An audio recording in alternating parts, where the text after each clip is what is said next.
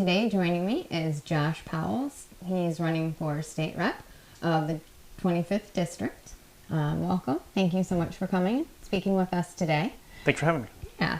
So let's kind of get started. What made you decide to run? So I don't know if people are aware right now, but there are two open House seats in Michigan. Two Democrats won their mayor races. One of them was in my city. So I'm not sure if people are familiar with what passed in Lansing last year, but it was not anything good.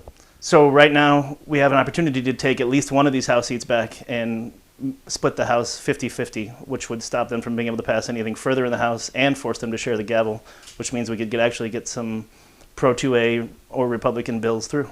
In addition to getting some new laws on the books that are pro-2A, do you have any other initiatives that you'd like to push, possibly about rescinding ones that have recently gone through and done damage? Yes, of course, yeah. And we've got the unconstitutional red flag law that just passed. That's already been ruled unconstitutional in the Supreme Court once. Instead of having to go through years of court, hopefully we can just repeal that one.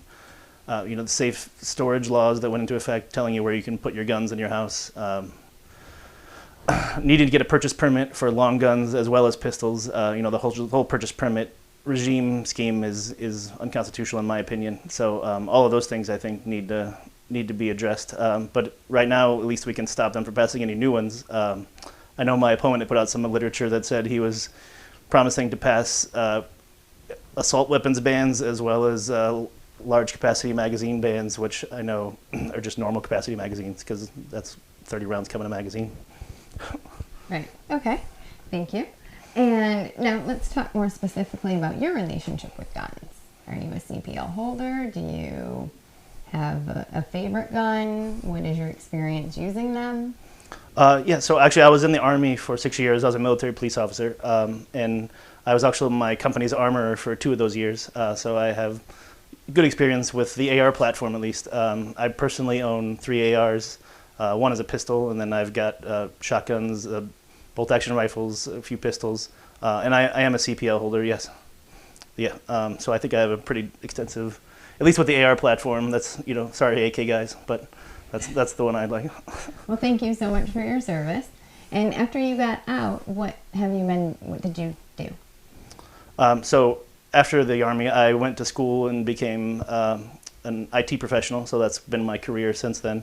In 2020, I got some help from a lawyer, so I didn't have to get a certain vaccine to keep my job. I went back to school and got my criminal justice degree and started on my path to becoming a lawyer, which I put on hold to run for this office because the opportunity came up to stop the craziness in Lansing. And what is some of the importance of the date coming up and the election and voting for that? Yes, so the election is actually April 16th, which is an odd time for an election. The day after tax day. But the governor wanted to push more of her extreme agenda through. In order to do that, she needed these 2 seats filled with Democrats. So we're trying to prevent that from happening and make her regret that decision. So if you just remember the day after tax day, if you live in my district, Westland, Wayne, small part of Canton, and a tiny bit of Dearborn Heights, the 25th district. And what are a couple other strong initiatives that you believe in for when you get in office? So I'm a big advocate for openness and transparency, and our state is one of the few states that does not have an Open Records Act that covers the executive branch. So if you wanted to find out, why the governor made certain decisions, say in 2020, and you send a FOIA request, they don't actually have to answer you. We're one of only 2 states that don't have that, and we're the worst state as far as accountability and openness goes. I also want to stop registering children. Unfortunately, my state senator also is the one proposing mandating kindergarten for every child, which is just a de facto child registration. And I don't think children are property, so you shouldn't have to register them. Okay. So how can we best support you? I have a website, Powell for Michigan is the number 4, so powellformichigan.com. You can go on there. You can fill out the form to help us out. There's also going to be a text number here on the bottom, as well as an email you can reach us at. And You can text us or email us or fill out the form on the website, or you can just show up on Saturday, April 6th, at Homestead Kitchen in Westland. We'll be meeting from 10 to 12, and then we'll go out and knock doors, friendly doors for other Republicans in the area. We also have a fundraiser that day from 3 to 5 at my gym, which is CrossFit Frostbite. You can come out there and work out. We have two different times to work out. We'll have a massage therapist on site to help out after you work out. We've got healthy snacks and drinks, and even a chiropractor to figure out why you can't move the way you do. Right. Okay. Are there any other main points or messages that you'd like to get out right now and have the voters understand or know about you? Yeah, I mean, I just ran for essentially accountability. You know, the governor hasn't been held accountable for any of her actions, I believe. You know, I know I'm running for the state legislature. I'm not running for the governor, but she has a lot of legislative priorities she wants to do before she gets out of office, and this is her last chance to do them.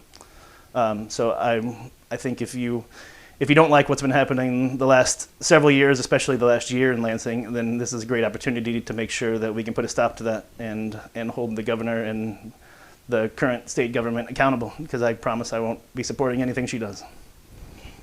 And I also understand, so we have a 2A Patriot Pledge, and I offered up for you to sign it, and you said that you would like to, so I'm going to have you, I'll pass it over right now.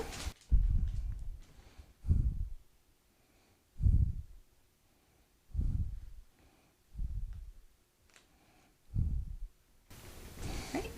Thank you so much, and we will also have this posted on our website. I want to thank you very much for sitting down with me today and talking to me, and I wish you the best of luck. Thank you. Thank you for having me. Yeah.